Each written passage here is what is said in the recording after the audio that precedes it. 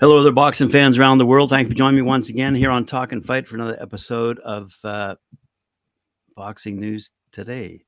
Sorry about that. Lost my... All right. We're going to start off with news on the amateur front. Sad news, unfortunately. Well, it depends how you look at it, I suppose. The International Olympic Committee has expelled the International Boxing Association from the Olympic movement. The decision, confirmed at the extraordinary IOC session, comes after the IOC's executive board recommended the IBA be stripped of recognition earlier this month with a 69-1 vote in favor of being stripped. It is the first time the IOC has expelled a sports governing body. Long-running concerns about the Boxing Federation's governance, finances, and officiating had led to this after the IOC initially suspended the body back in 2019. However, Thomas Bach, the IOC president, did say, "We highly value the sport of boxing. We have an extremely serious problem with the IBA because of their governance." The Beleaguered Boxing Federation had repeatedly been at odds with the IOC with concerns over bout manipulation and officiating. Under the leadership of Russia's Umar Kremlev, an opponent was denied the opportunity to run against him for the role of president in a recent election. Sponsorship from the Russian state-owned energy giant Gazprom attracted further condemnation, along with the IBA's decision to allow Russian and Belarusian athletes to compete under the national flags after the invasion of Ukraine.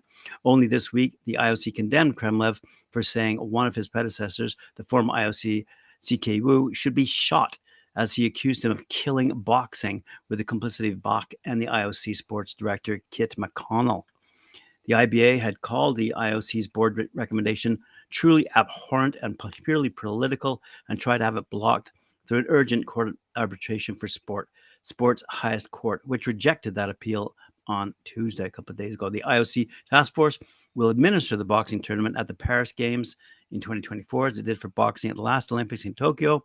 But the sport's long-term future in the Olympics has been in doubt for a while now. Boxing has been left off the provisional program of sports for the 2028 Olympic Games, leaving the sport at risk of losing its Olympic status once and for all.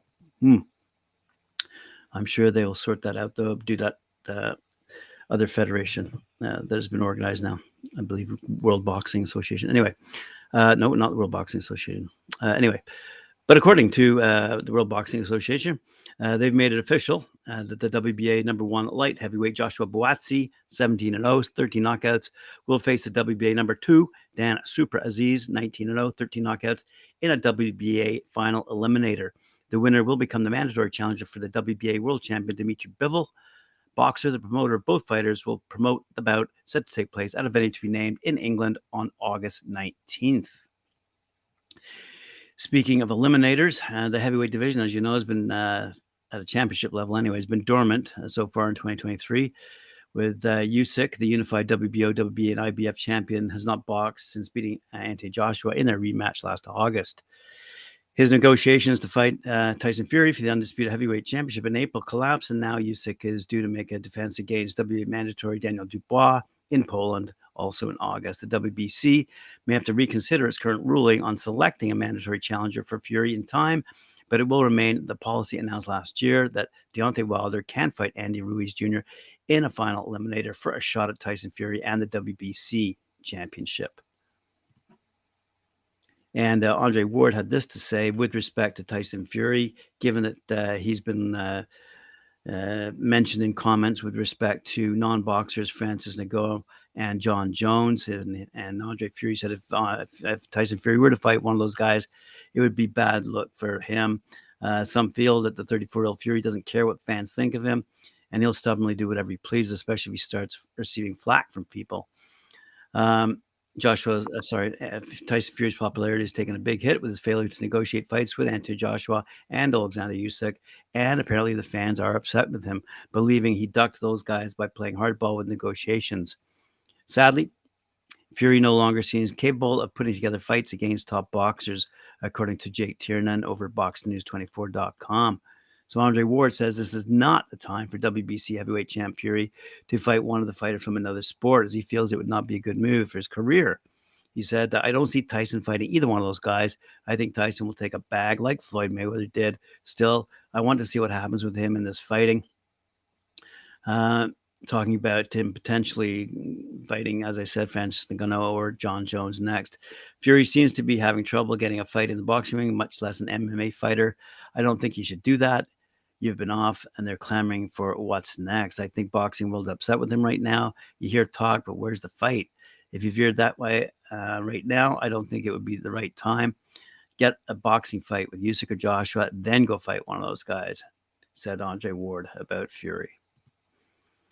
Two heavyweights who will be fighting upcoming, Charles Martin and Jared Anderson, had a couple of quotes for us. Former IBF heavyweight champ Prince Charles Martin and Jared the real Big Baby Anderson have commented on their July 1st clash at Huntington Center in Toledo, Ohio. Martin stepped in after original Anderson foe Jan Kozabutsky was forced to withdraw due to a delay in his obtaining a visa. Charles Martin said, "I've always said I'll fight anyone, anywhere, anytime. If I had to fight on less than 2 weeks' notice or give a back opportunity, so be it. I'm ready," he said. "And since I can't get the best guys from my generation to fight me, I'll fight the best guy from the new generation. My goal is to become a 2-time heavyweight champion. I have to beat Jared Anderson to accomplish my goal."